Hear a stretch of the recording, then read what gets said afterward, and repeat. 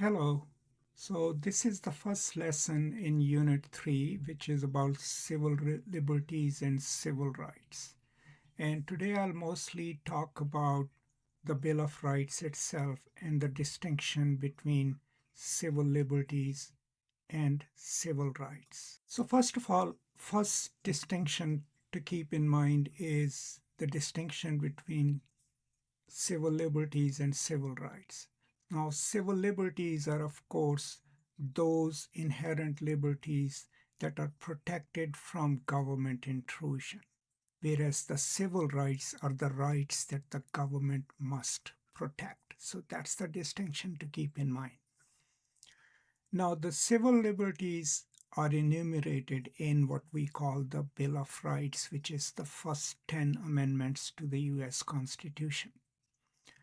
Now, it became crucial for the framers to promise these amendments because, in the process of ratification of the Constitution, as the debates were happening, the Anti Federalists insisted that the Constitution, since it didn't have any protections for the people, it would make the federal government too overbearing and too powerful. So that was their main concern, and so the Federalists promised them that, okay, let's ratify the Constitution and we will immediately introduce the first amendments, which will include a Bill of Rights.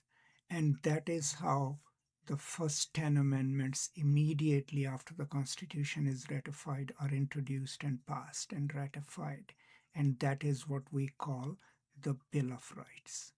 Now, for your exam, of course, you're supposed to know all the 10 amendments, but also each amendment kind of has a particular clause associated with it. So, for example, the First Amendment, which is about freedom of speech, right? It has two clauses, the Establishment Clause and Free Exercise Clause. One, that the state shall not establish any religion, so that's the Establishment Clause. But people are free to practice their own faiths, that's the Free Exercise Clause.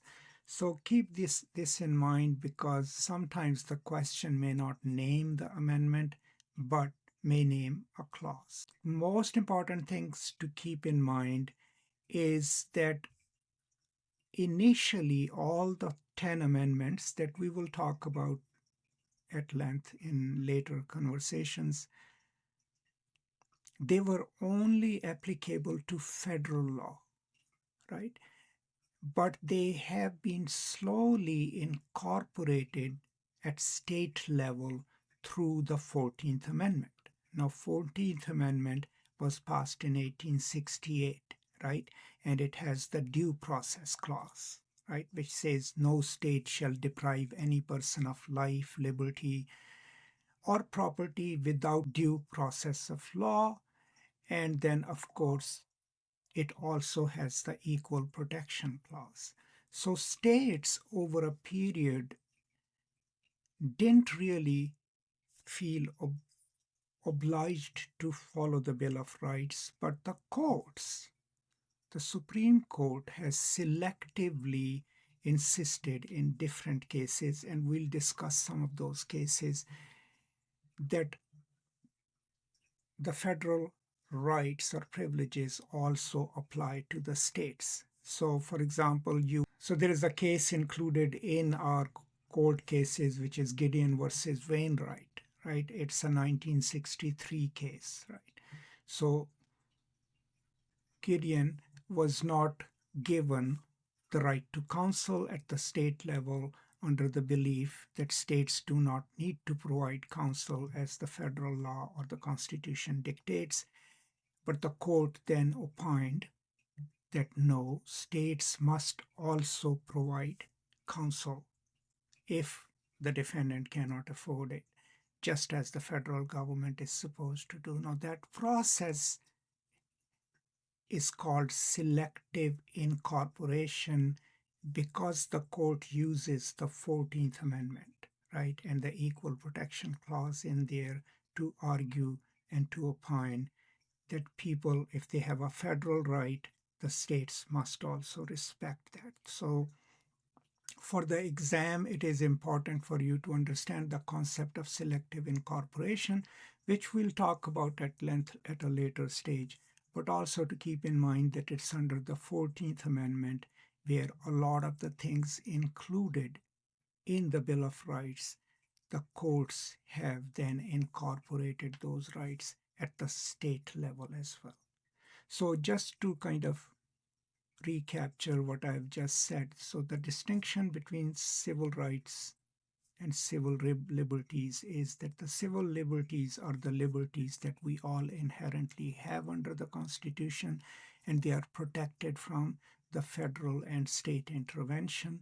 Civil rights are the rights that the state, federal, and state is required to protect under the Constitution. That's the distinction between those two. That's why when we move to the second part of this unit, which is about the civil rights movement, the fight is about protecting the rights, right? And then just remember the first 10 amendments are called the Bill of Rights. And those 10 amendments kind of establish the inherent rights that the citizens of United States have and that the government cannot take away. Now, one concern from the Federalist side as the debate about Bill of Rights was happening was that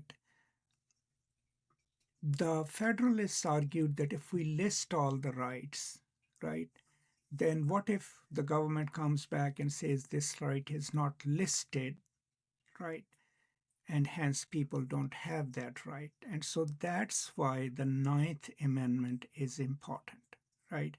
The Ninth reminds us that rights not listed in the Constitution are not automatically denied. People retain rights beyond those enumerated in the.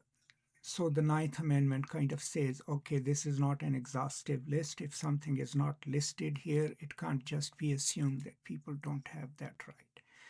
But for the purpose of this lesson, as you go through civil rights and civil liberties, the context of why the 10 amendments were offered and why they are called the Bill of Rights, and then we will move into the 14th Amendment and how the Equal Protection Clause and the courts have selectively incorporated federal law and the state law and made sure that if all the liberties provided federally are also part of what people have at state level. We'll go on to discuss further as we move into this unit, but this is just the introduction to the unit itself and to the Bill of Rights.